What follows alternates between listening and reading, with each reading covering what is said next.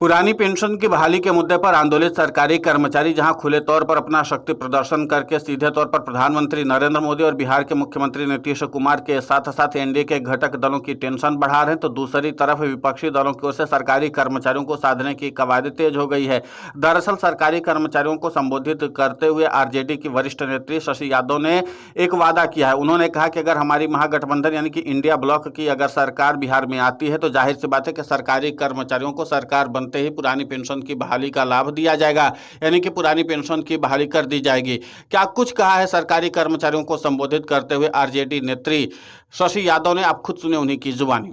हम लोग कोशिश में है कि जो महागठबंधन का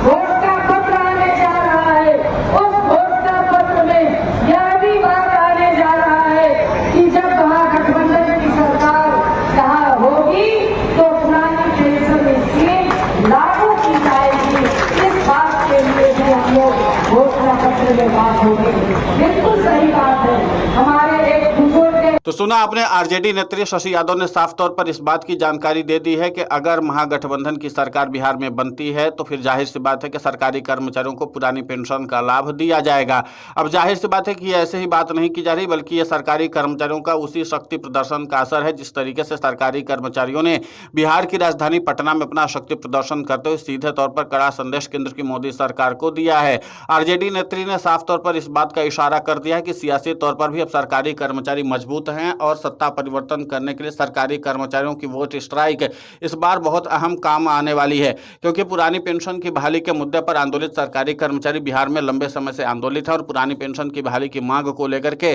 कई तरह के प्रयास कर चुके हैं, लेकिन वो राज्य की एनडीए सरकार हो या फिर केंद्र की मोदी सरकार हो, कभी भी पुरानी पेंशन की बहाली के मुद्दे को लेकर के गंभीरता नहीं दिखाई। और इसी के नाते से पुरानी पेंशन की बहाली के मुद्दे पर आंदोलित सरकारी कर्मचारी बिहार में सत्ता परिवर्तन करना चाहते हैं और पुरानी पेंशन की बहाली के मुद्दे को लेकर के विपक्षी दलों की ओर से सरकारी कर्मचारियों को साधने की कवायद तेज की गई है, क्योंकि पुरानी पेंशन की बहाली के मुद्दे पर आंदोलित सरकारी कर्मचारी लगातार अपना काम कर रहे हैं और सरकारी कर्मचारियों की बढ़ती तादाद ने विपक्ष को भी अपनी ओर खींचने के लिए मजबूर कर दिया है, क्योंकि विपक्ष को लगने लगा कि पुरानी पेंशन की बहाली के मुद्दे पर अगर इतनी भारी तादाद में सरकारी कर्मचारी एकजुट होकर के आंदोलन कर रहे हैं और वो तो सरकारी कर्मचारी जो किसी वजह से अभी इस आंदोलन या महारैली में शामिल ही नहीं हुए, अगर इनको जोड़ दिया जाए तो सरकारी कर्मचारियों की तादाद इतनी ज्यादा हो गई है कि फिर उसके बाद बिहार में सत्ता परिवर्तन करवाने के लिए यही निर्णायक वोटर साबित हो सकता है। यहाँ पर अहम बात यह है कि जहां एक तरफ विपक्षी दलों को सीधे तौर पर पुरानी पेंशन की बहाली के मुद्दे पर आंदोलित सरकारी कर्मचारियों का साथ मिल रहा है,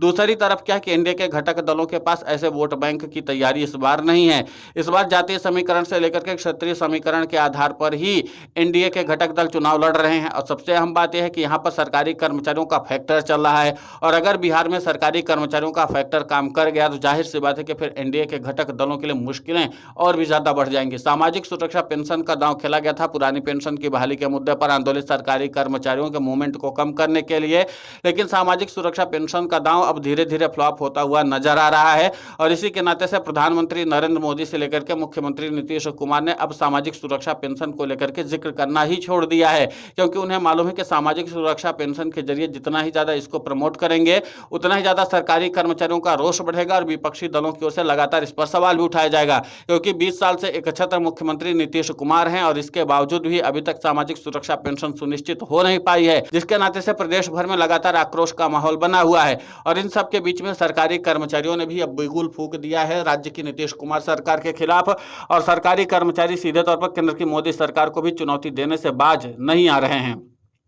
पुरानी पेंशन की बहाली का मुद्दा अब आरजेडी के साथ साथ कांग्रेस के लिए भी संजीवनी बन चुका है। कांग्रेस को से भी बहुत जल्द राहुल गांधी पुरानी पेंशन की बहाली के मुद्दे पर आंदोलित सरकारी कर्मचारियों से मुलाकात कर सकते हैं और मुलाकात करने के साथ ही राहुल गांधी इस बात का आश्वासन देंगे कि जिस तरीके से महागठबंधन की तैयारी चल रही है, अगर सरकारी कर्मचारियों की बदौलत महागठबंधन की सरकार बिहार में बन जाती है और एनडीए का सुपड़ा साफ होता है तो जाहिर सी बात है कि फिर सरकारी कर्मचारियों को पुरानी पेंशन का लाभ दिया जाएगा। जाहिर सी बात है कि एनडीए के घटक दलों को लेकर के सरकारी कर्मचारियों कर्मचारियों में भारी रोष व्याप्त है और इस बार भले ही एनडीए के घटक दल इस बात को दोहरा रहे हों कि हम सरकारी कर्मचारियों के पेंशन के पक्ष में हैं, लेकिन सरकारी कर्मचारी ये मांग करते हैं कि पेंशन के पक्ष की बात करने की बात नहीं रही है, अब सीधे तौर पर एक्शन की बात है। अगर आपको लगता है कि पुरानी पेंशन सरकारी कर्मचारियों को मिलना चाहिए और आप सरकारी कर्मचारियों की पुरानी पेंशन को सहयोग और समर्थन करते हैं, तो आप सीधे तौर पर अपने मुख्यमंत्री और अपने प्रधानमंत्री से कहिए कि सरकारी कर्मचारियों को पुरानी पेंशन का लाभ दें, और उसके बाद सरकारी कर्मचारियों को जब पुरानी पेंशन का लाभ मिलेगा तो जाहिर सी बात है कि सरकारी कर्मचारी